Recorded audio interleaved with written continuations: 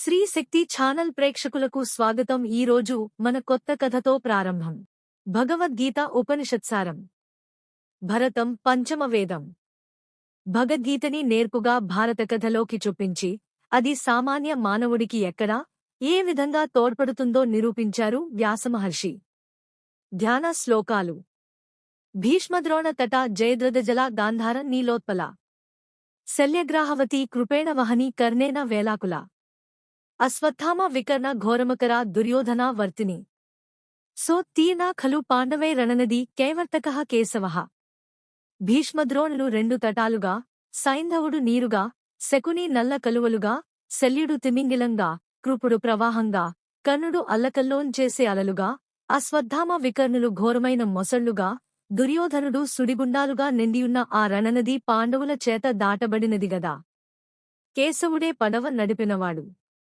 పారాశర్య వచ సరోజమమలం గీతార్థ గంధోత్కటం నానాఖ్యానక కేసరం హరికథా సంబోధనా బోధితం లోకే సజ్జన షట్పదై రహరహ పేపీయమానం ముదా భూయాద్భారత పంకజం కలిమల ప్రధ్వంసి నహ శ్రేయసే.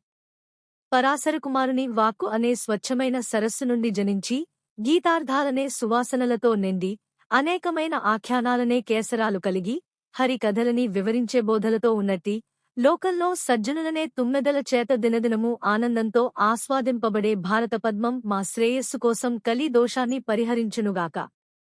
యం బ్రహ్మావరుణేంద్ర రుద్ర మరుతః స్తున్వంతి దివ్యైస్తవైః వేదైః సాంగపదక్రమోపనిషదై గాయంతి యం సామగాః ధ్యానావస్థిత తద్గతేన మనసా పశ్యంతి యం యోగినః యస్యాంతం న విదుఃసురా సురగణాః దేవాయ తస్మై నమః.